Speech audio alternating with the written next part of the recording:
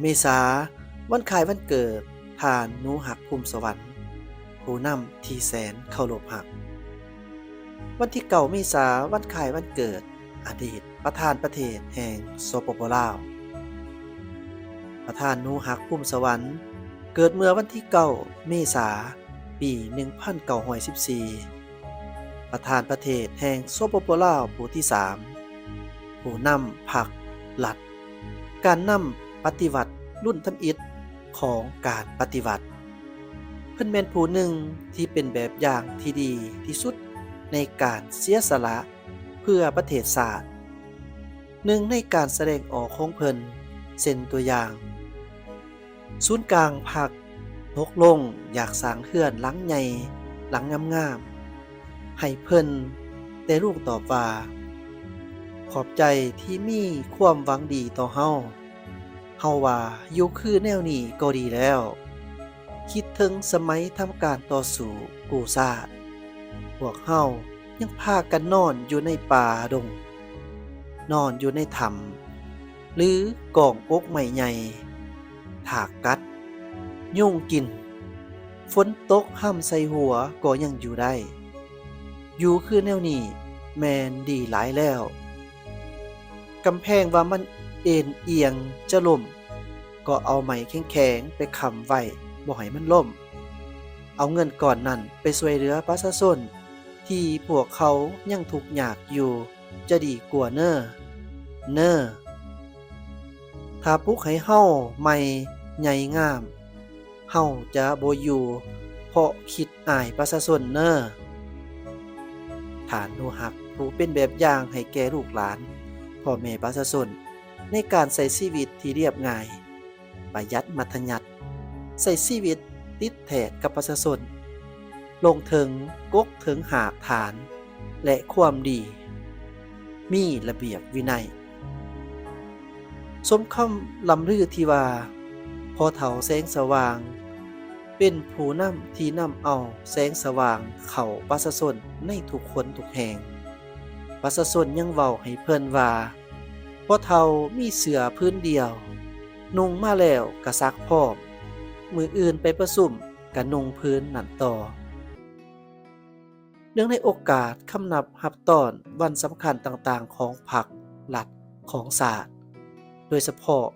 กะเกียมคำนับรับตอนวันเกิดทานหนูหักภูมิสวรรค์ครบรอบ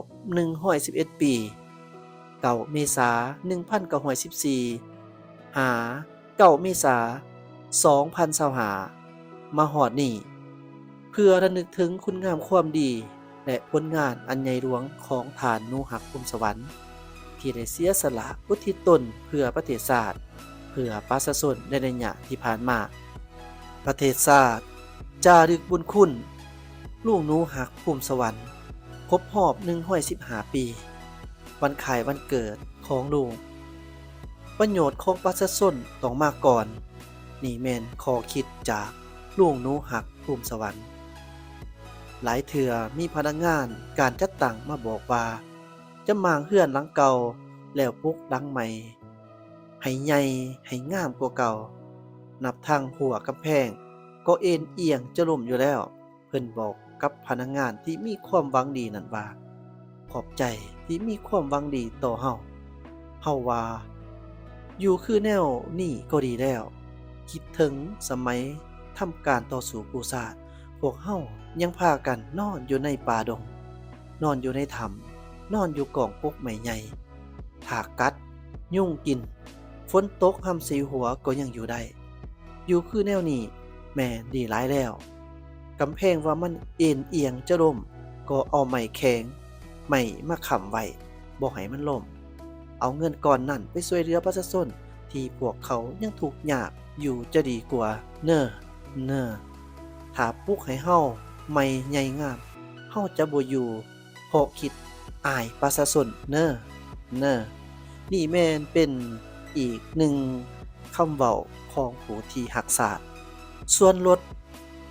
เก่าพอขี่ได้ก็ขี่ไปสำคัญแม่นขี่ไปฮอดจุดหมายปลายทางกายาเพิ่นว่าอยากเป็นนายแต่เห็นหยังก็อยากได้สิเป็นนายได้แนวไหน โต๊ะตั้งตำแหน่งรวมทั้งลาภยศสรรเสริญเป็นสิ่งที่บ่มั่นคงแน่นอนและบ่แม่นของเฮาตลอดไปความรู้ความสามารถคุณงามความดีของเฮาเท่านั้นที่จะติดตัวเฮาไปทุกคนแห่งและเป็นที่กล่าวขานของลูกหลานตลอดไปซาบซึ้งตึงใจที่สุดเมื่อเอ่ยถึงลุงหนูหักภูมิสวรรค์เพิ่นเป็นหนึ่งในผู้นำการปฏิวัติลาวบนทับอิฐของพรรคที่สังคมกล่าวถึงหลายที่สุดเพิ่นเป็นผู้นำที่แสนเคารพหักของปวงชนลาวทั้งชาติตลอดได้ยามเวลาที่ชีวิตของเพิ่นได้ทุ่มเทกำลังวังชาและสติปัญญาอุทิศเขาในภารกิจต่อสู้ปลดปล่อยประเทศชาติเพื่อความเป็นเอกราชและอิสรภาพของชาติและอุทิศตนเขาในภารกิจปกปักรักษาและพัฒนาประเทศชาติเพื่อความสมบูรณ์พูนสุขของประชาชนลาวบรรดาเผ่าอย่างบ่ฮู้อิดบ่ฮู้เมื่อยซึ่งคุณงามความดีและผลงานอันใหญ่หลวงที่เพิ่นได้อ้างไว้ยังคงจารึกไว้ในหน้าประวัติศาสตร์และความทรงจำของปวงชนลาวทั้งชาติตลอดไปและตลอดกาลนานลุงหนูหักภูมิสวรรค์เกิดเมื่อวันที่9 เมษายน ปี 1910 ที่บ้านพารุกาจังหวัดมุกดาหารเป็นบุตรของท้าวทองผักและนางปันทูลได้สร้างครอบครัวกับนางจันทมในปี 1933 และมีลูกความกัน4 คนต่อมาเพิ่นได้สร้างครอบครัวกับนางบุญมาในปี 1944 และได้มรณกรรมในท้ายปี 2008 ซึ่งมื้อนี้ก็เป็นวันคล้ายวันเกิดของเพิ่นครบรอบ115 ปีพอดีฉะนั้นมื้อนี้ผู้เขียนจะมานำเสนอประวัติและผลงานการเคลื่อนไหวของเพิ่นตลอดในหญ้าของเพิ่นที่ได้อุทิศตนเข้าในภารกิจต่อสู้ปลดปล่อยและสร้างสาพัฒนาประเทศชาติในระยะที่ผ่านมาโดยย่อให้บรรดาทานได้รับรู้และเป็นที่ประจักษ์ตาดังนี้ลุงหนูหักเป็นนักปฏิวัติที่เฮ็ดเพื่อชาติอย่างสุดกกสุดปลายและยึดมั่นในอุดมการณ์จนถึงวินาทีสุดท้ายของชีวิตเพิ่นถูกจัดเขาเป็นผู้นำปฏิวัติผู้ที่2ห้องจากฐานไกรสอนพรหมิหารเพิ่นเป็นบุคคลที่คนลาวทั้งชาติให้ความเคารพและนับถือส่วนประวัติการเคลื่อนไหวปฏิวัติของลุงหนูหักภูมิสวรรค์ในแต่ละระยะมีดังนี้ปี 1945 เพิ่นเป็นหนึ่งในบรรดาผู้ก่อตั้งขบวนการปฏิวัติของประเทศเฮาปี 1955 กองประชุมใหญ่ครั้งที่ 1ซึ่งเป็นกองประชุมใหญ่สร้างตั้งพรรคประชาชนในปัจจุบันแม่นพรรคประชาชนปฏิวัติลาวเพิ่นได้ถูกเลือกตั้งเป็นกรรมการศูนย์กลางพรรคปี 1960 ถึงปี 1962 เป็นกรรมการในคณะเจรจาเพื่อจัดตั้งรัฐบาลผสมครั้งที่ 2ทั้งเป็นเลขาพรรคภาคส่วนศูนย์กลาง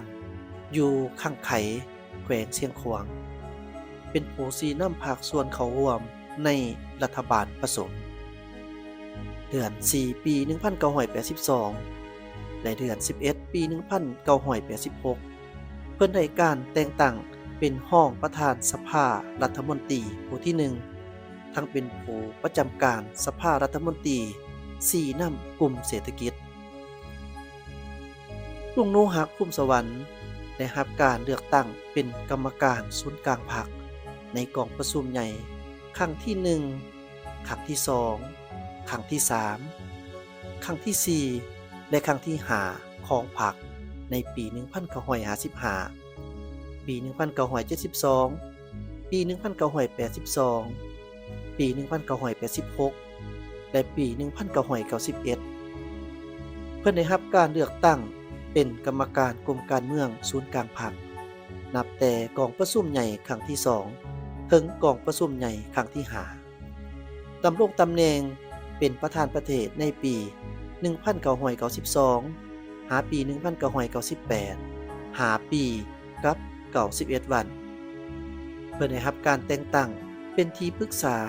คณะบริหารงานศูนย์กลางพรรคในกองประชุมใหญ่ครั้งที่ 6 และครั้งที่ 7 ของพรรคในปี 1996 และปี 2001 และได้มรณกรรมในถ่ายปี 2008 เชิญชวนแขกภายในและต่างประเทศเข้ามาเที่ยวชมอนุสรณ์สถานฐานนูหักภูมิสวรรค์เปิดเวลา 8:30 นาทีหาเวลา 11:30 นาที 13:30 นาทีหาเวลา 16:00 นาทีสถานที่ตั้งแม่นอยู่บ้านสะพานทองเหนือเมืองศรีสัตนาหอม2นครหลวงเวียงจันทน์สำหรับเบอร์โทรศัพท์ติดต่อจะเข้าไปเที่ยวชมเดี๋ยวแอดมินจะปาไว้อยู่ที่กล่อง2อธิบาย